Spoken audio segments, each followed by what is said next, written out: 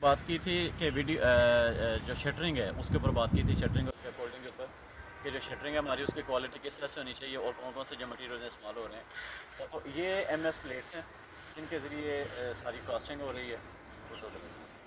तो इसके अंदर से हम देख सकते हैं कि यहाँ पे कंक्रीट के काफ़ी जो स्पेसिंग है वो छोड़ी गई हुई है और नीचे इसके एक बेड बनाया गया हुआ है। बेड इसलिए बनाया गया हुआ है कि उसके नीचे यहाँ पे ये स्पेसर जो हैं वो भी प्रोवाइड किए गए हैं ताकि कंक्रीट का जो कवर है वो प्रॉपर्ली मेंटेन हो सके। ये भी नीचे स्पेसर आगे पड़े हुए हैं।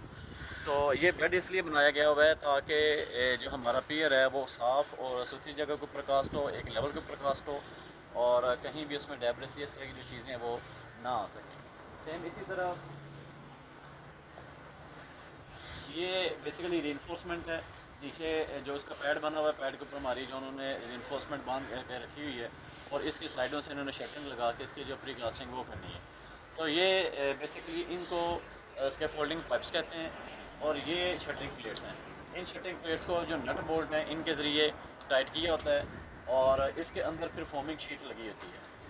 अगर कहीं से डाउल वगैरह निकालने हो या इस तरह के कोई भी एलिमेंट आ रहा हो तो वहाँ पे फिर इसको ये जो फोम लगा हुआ है, फोम के साथ इसकी जो है वाटर टाइटनेस की जाती है और फिर इसके साथ साथ इसकी जो डोरी अलाइनमेंट और स्काल वगैरह वो चीज़ें मेंटेन की जाती हैं।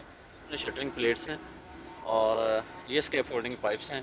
ये स्कैफोल्डिंग पाइप्स के साथ साथ उसकी ये एंगल आयरन के साथ ब्रेसिंग हुई हुई है और ये शटरिंग पाइप्स हैं, इनके साथ भी इसकी ब्रेसिंग हुई हुई है। इनको टाइट किया गया हुआ है। अब ये इसके ये जगह पे ये इसके जोड़ हैं, ये दो प्लेट्स के। इसी तरह ये दो प्लेट्स के भी जोड़ हैं। तो इन जोड़ों के अंदर जो है वो फोम लगा हुआ है। अगर कहीं से नज़र आता है मैं आपको फोम दिखाता हूँ। वो ऊपर से लगा हुआ है, ये फोम लगा हुआ है। फोम लगाने के बाद इसको वहाँ से टाइट कर देते हैं तो इसके अंदर से जो स्लरी है सीमेंट की वो बाहर नहीं आती। ये पूरी की पूरी स्ट्रक्चर में कहीं से भी हमें जो सीमेंट स्लरी है वो बाहर नज़र नहीं आ रही।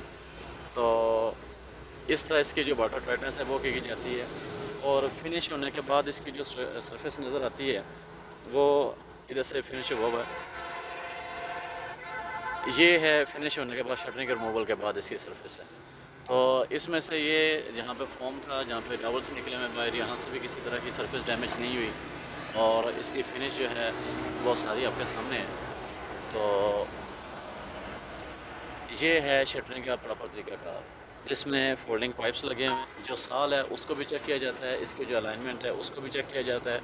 अब अगर ये जो पियर कास्ट हुआ हुआ है एक मेंबर है तो इसके सामने इसके अगर हम लाइन और अलाइनमेंट के देखें तो इंतहाई खूबसूरत है और बिल्कुल एक लाइन में एक थिकनेस में ये चीज़ें जो है वो कास्ट हुई हुई हैं। ये इसका जोड़ है दो प्लेटों का। तो इस दो प्लेटों को जोड़ में भी देखा जाए तो कहीं से भी इसकी जो स्लरी है वो बाहर नहीं निकली हुई या इसकी जो वो हनी कम्बिंग है वो नज़र नहीं आ रही। तो कंक्रीट की जो क्वालिटी है उसको इस तरह से इंश्योर किया जाता है।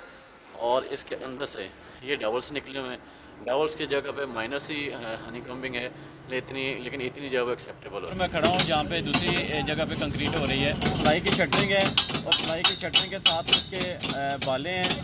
बालों के साथ नीचे फिर MS जो फोल्डिंग पाइप है उसके साथ ब्रेसिंग हो रही है और उसमें भी फर्दर वो नज़र आ रहे हैं हमारे वो जो पाइप्स हैं उसके अंदर से वो नट बोल्ट निकले होते हैं जिसके साथ उसको टाइट कर रहे हैं। टाइट करने के बाद इसके साथ टाइट करते हैं। फिर इसकी हॉरिजॉन्टल ब्रेसिंग होती है, वर्टिकल ब्रेसिंग है। उस वर्टिकल ब्रेसिंग के बाद फिर इसकी हॉरिजॉन्टल ब्रेसिंग है। इसके बाद फिर इसकी अलाइनमेंट करेंगे।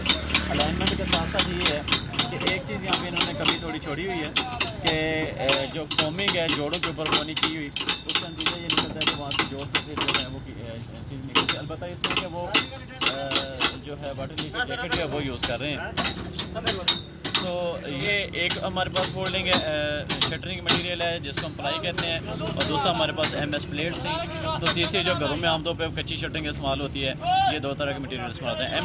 जो MS शीट की जो शटरिंग है वो MS प्लेट्स की और प्लाई की, इन दोनों में जो कंक्रीट की क्वालिटी है वो बहुत बेहतर होती है, बहुत अच्छी होती है। दूसरा है कि इनके साथ वर्किंग करना ईजी है और कंक्रीट की जो डायमेंशंस अलाइनमेंट और जो चीज़ें हैं वो मेंटेन करना आसान होती है।